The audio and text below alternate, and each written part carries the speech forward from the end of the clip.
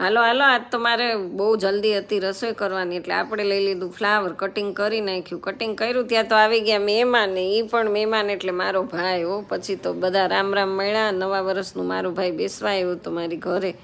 પછી તો મને કે આ બાપુ ન આવે એટલે મારે તો આવવું પડે. મેં સાચી વાત છે, આલું મસ્ત ડિલક્સ ચા પીવડાવી દઉં. અને પછી તો બે ભાઈઓએ સત્સંગ કરવાનું ચાલુ કરી દીધું. ક્રિશભાઈ આપી દીધો સરસ મજાનો ચા. પછી તો વાતો એટલી કરીને આવી ગઈ મજા, ખબર ન રહી કેટલા વાગ્યા. પછી તો તૈયાર થઈને આવી ગયા આપણે અહીંયા, કારણ કે મારે જવાનું હતું બહાર. અને ગાઈસ બહુ મોડું થઈ ગયું. અમે અહીંયા કેટલા ઊભા રહ્યા ને તો અમને કંઈ વાહન જ ન મળે. પછી વાહન ન મળે તો મેં કહ્યું અહીંયા ઊભું નથી રહ્યું, હાલો ને આપણે ચાલવા માંડીએ. પછી તો અમે ચાલતા થઈ ગયા. ત્યાં તો એક રિક્ષાવાળા ભાઈને બિચારાને દયા આવી કે બેનું ક્યાં જવું છે, હાલો આમાં બેસી જાઓ. આવી ગયા આના ઘરે. અને આ છે અમારો તોફાની કાનુડો. જો તો મને કે બા મારો વિડીયો ઉતારો. મેં તું હિંચકા ખાતો ઉતારું ને, લ્યો ને એ કે ખાવ. તો જેવી આ મારો અવાજ સાંભળી ગયો ત્યાંથી મને બોલાવ્યો. આ છે અમારી ખુશી ને આ છે ગમ. એટલે ખુશી ને ગમ બેયનો વિડીયો આપણે ઉતારી લીધો.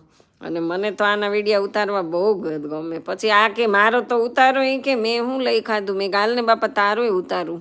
તું તો બધાથી બહુ ક્યુટ છો, જાડો પાડો છો હો તું તો એનો આપણે વિડીયો ઉતાર્યો. પછી તો મેં કીધું હવે અહીંયા આવ્યા છીએ ને તો આખી વાડીમાં ચક્કર લગાવવાના જ, ખાલી વિડીયો જ નથી ઉતારવાના. દાડમમાંથી મને બાપા એક તો દાડમ તોડી તે કે પેલા હાલવું પડે તમારે. મને તો કેટલી ચલાવી હો. આ મારી સાથે જે છોકરો છે ને એ મને બહુ હેરાન કરે. જો આ હું આજે આવી ગઈ હતી આનું લગ્નનું નક્કી કરવા માટે. આપણે આનું માંગુ લઈને આવ્યા હતા, બોલો. કારણ કે બાયુના ઘરેણા તારા થઈ ગયા છો રેડી. તો એ કે મારે લગ્ન જ નથી કરવા. એ કે મને કે જો આ સનેડો, મેં આ સનેડામાં જ તારી જાનને લઈને જવાનું છે. તો કે આમાં થોડી હું જાવી કે મારી જાન આમાં થોડી જાય. મેં તો કાંઈ નહીં, ના કેરીનો રસ ઉનાળામાં ખવડાવી દેવાનો છે ને પછી આ પોપૈયાનો સંભારોય બનાવી નાખવાનો છે ને. પછી મેં તો એને બહુ ખીજવો.